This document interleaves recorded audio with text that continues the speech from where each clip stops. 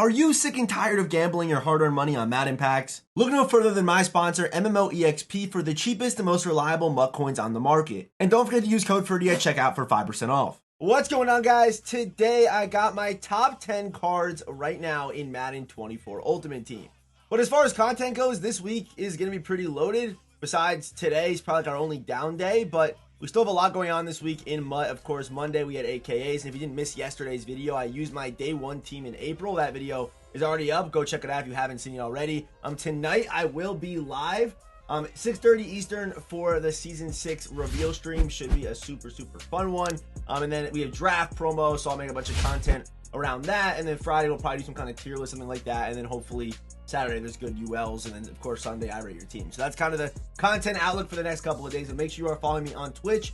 6:30 I will be live. And of course, if you are part of the 63% of people who watch the videos and are not subscribed, change that right now. Head down there, hit the subscribe button, turn those notifications, and let's get started with a couple honorable mentions. Our first honorable mention today is Tony Gonzalez. Okay, Tony Gonzalez, 97 speed, 94 acceleration, 6'5", 243. So he does get the good juke animation, and he's also a rare tight end where he's going to get jukebox. So jukebox down in these slots, even if you don't use the token on Tony Gonzalez, he still is a monster because he gets jukebox, route tech, and then that pre-baked red zone threat. Those are three very good abilities. If you want to use a token on him, you are going to be able to get yak him up on him if you want to, or momentum shift, which resets all your opponent's X factors if they have any pre-lits or whatever the case is.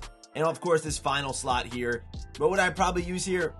Maybe tank. I mean, I'm trying to keep it cheap as possible. Secure protector could be interesting because it turns him into a pretty good blocking offensive lineman, where if he didn't have this, he would get shed every single time by elite pass rushers. But yeah, pretty good. I mean, Tony Gonzalez, I think definitely deserves to be an honorable mention. I don't think tight end's like a crazy position really. He was of value, so that's why he's probably not in the top 10.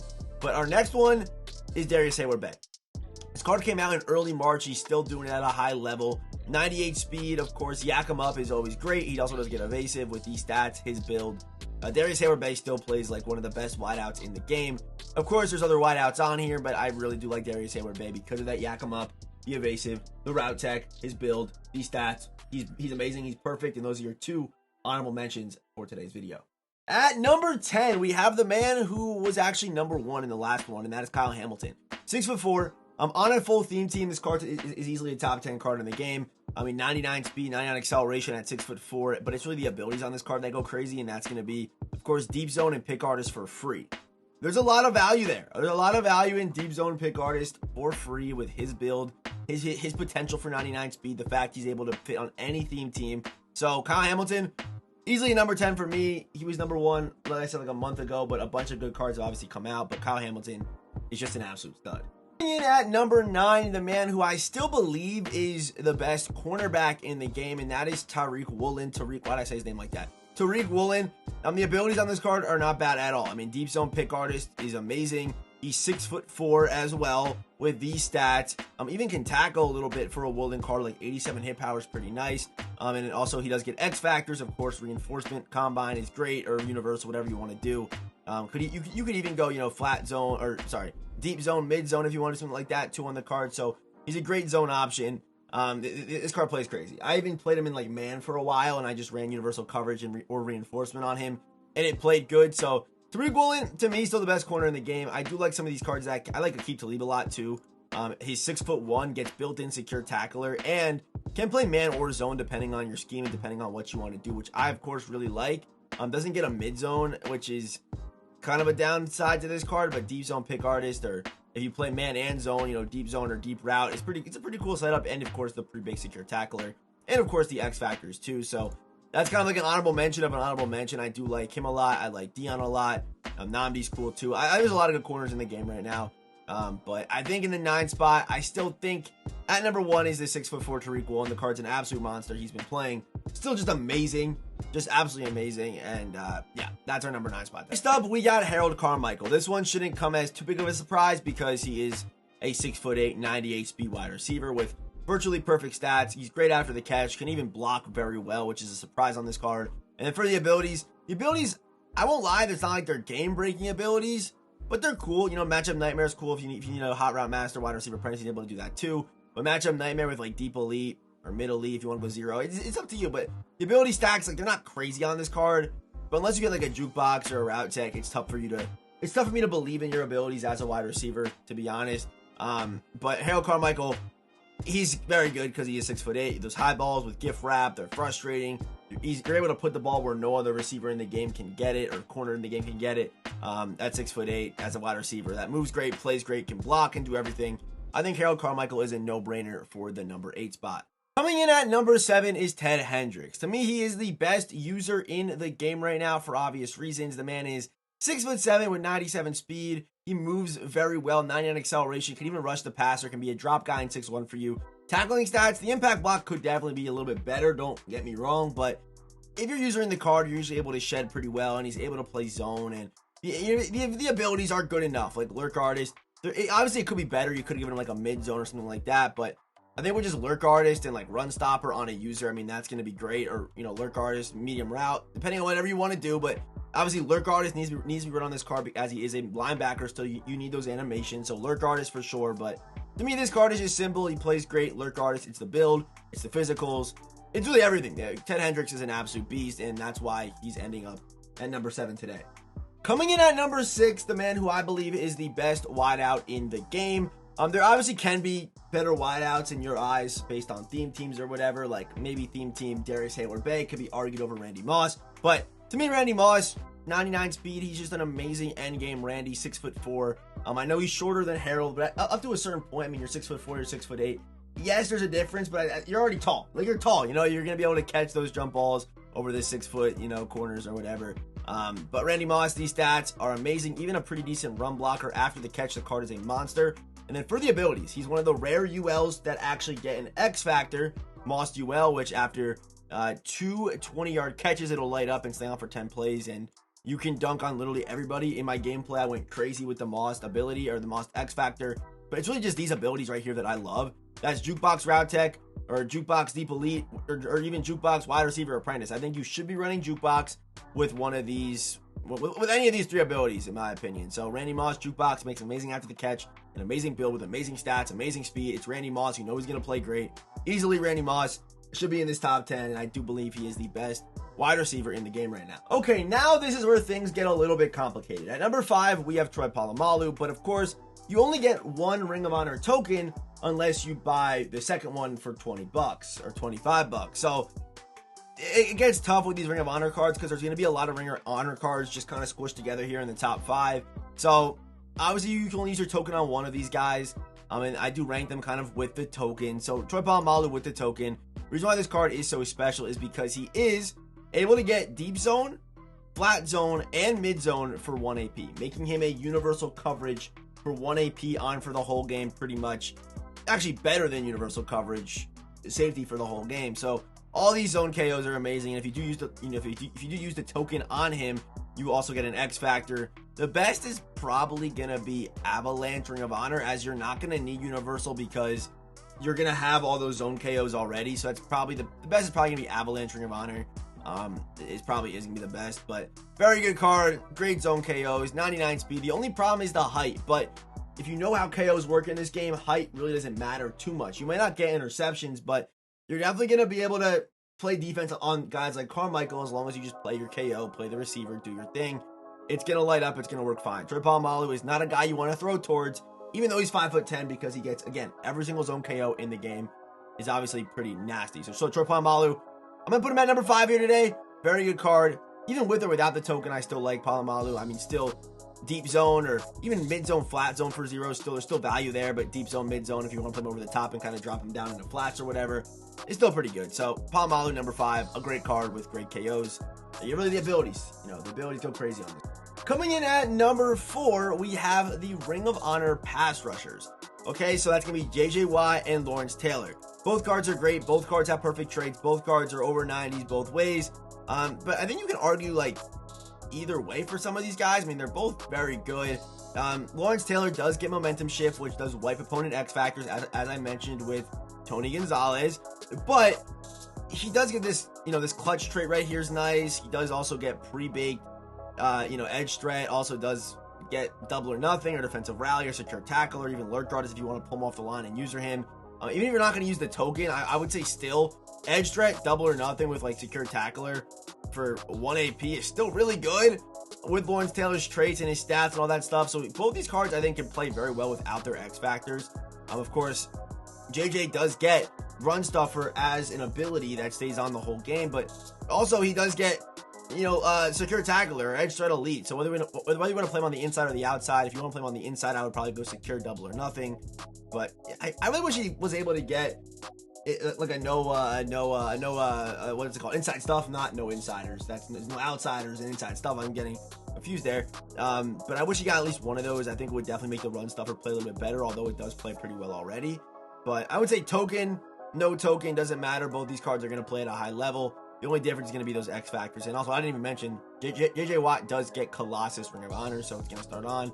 And then it can come back, but it does start on. You have to, what do you have to do? Make 2 hit stick tackles. Kind of tough to reactivate, to be honest. Kind of tough. On a lineman, getting 2 hit stick tackles, that's kind of tough.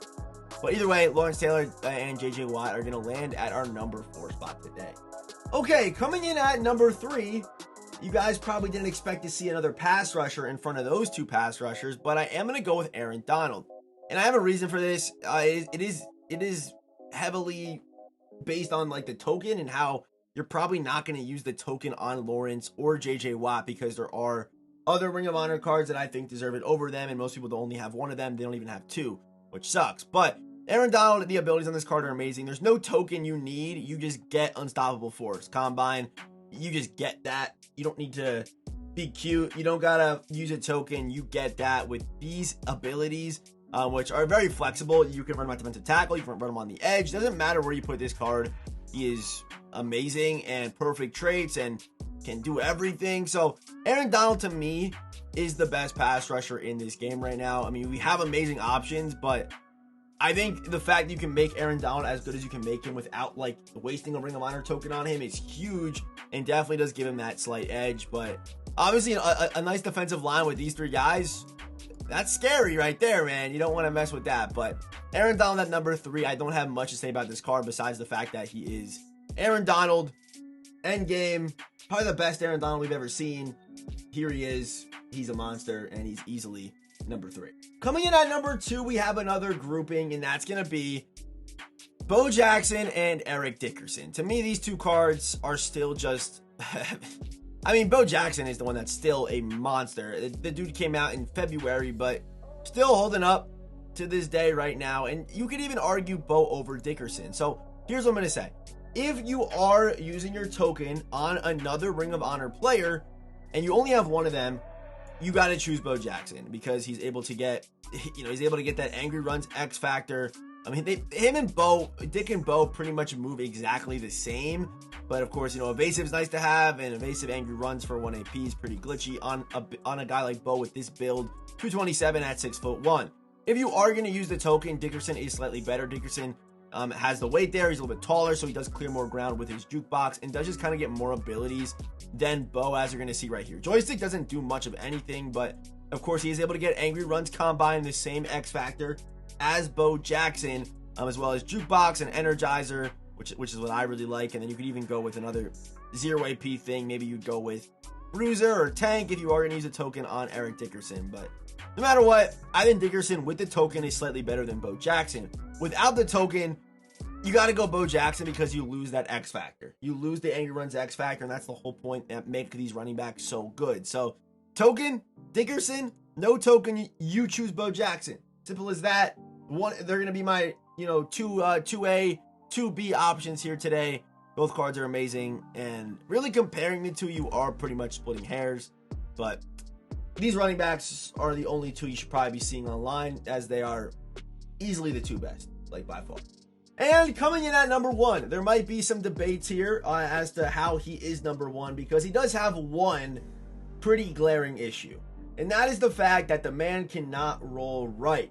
Like lefty QBs, ever since New Gen has been introduced, these left-handed QBs, it cannot roll right. But I would say the one problem on the most important position on the field is not going to knock him. It's not going to knock him down. I still think, like, even from using Bo to using Vick, there are some throws that Mike Vick made where I'm like, Bo never would have done that because Bo has low throw under pressure. Does Vick have that problem? No. Does Vick have any accuracy problems? No. Does Vick have any problems as a ball carrier? No. His speed's there. It's all there. His release is perfect.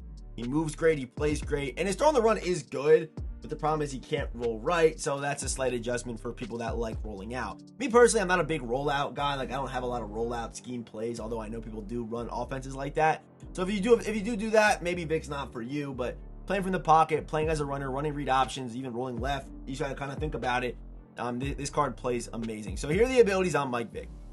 I would definitely recommend using a token on Mike Vick as it makes him by far the best QB in the game, in my opinion. I couldn't talk right there. I think I skipped a few words. But the big one is obviously either run and gun or truz. For me, I don't run the ball too much, I don't roll out as much. So I would go with truz. If you roll out a lot and like throwing on the run, then you would go run and gun NFL Combine. For me though, I go truz. Truz to me is great. I can just kind of run however I want to, and I won't fumble. I have no fear of fumbling. So truz for NFL Combine or Ring of Honor, whichever one you believe in.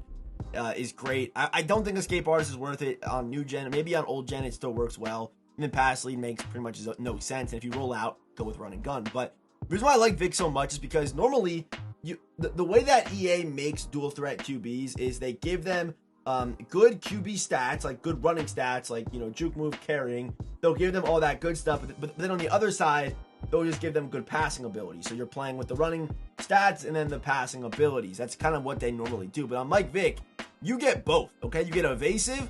And evasive with truz is a dangerous combo for a QB because you don't have to worry about fumbling at all. And you have glitchy jukes and glitchy spins, whatever you want to do. It's all there for you. But on this card, they not only gave him good running X factors and abilities, he also has very good passing abilities. Like the Gunslinger or Master Tactician, which is 3 abilities in 1 for 1 AP. To me, my favorite stack on Vick, you could go Gunslinger, but you could even go with like Pass Lead, Tactician for 1, Fearless for 1, which, where are we at right now? We're at 4 AP with that stack right now, and then you can even go Gunslinger for 2, puts you at 6, and then a 6 AP setup for all that. I mean, that's not bad. And even the potential for like a gift wrap for 7, or you can even go even cheaper and go with, you can go set feet if you don't really like throwing on the run too much, and you can go set feet, Tactician, and Gunslinger for just 2 AP, and then gift wrap for 3, and then run truz and evasive. So to me, Mike Vick, I'm kind of rambling on for a minute about Mike Vick, but to me, he is the best QB in the game, and it's gonna be kind of difficult for someone to dethrone Mike Vick, in my opinion. Not even like a normal righty QB that comes out with the same release would, in my opinion, won't have the X factors or the pre-bakes, unless it's like maybe like a golden ticket would probably be the next guy to dethrone him, unless they give these NFL draft QBs crazy abilities and X factors. That'd be the only way, in my opinion. But to me, Vick is the king at QB right now, and I think he's the best card in the game. So that is our top 10 today. Let me know what you guys think down in the comment section. And of course, as always, thank you for watching today's video, and I will see you boys in the next one.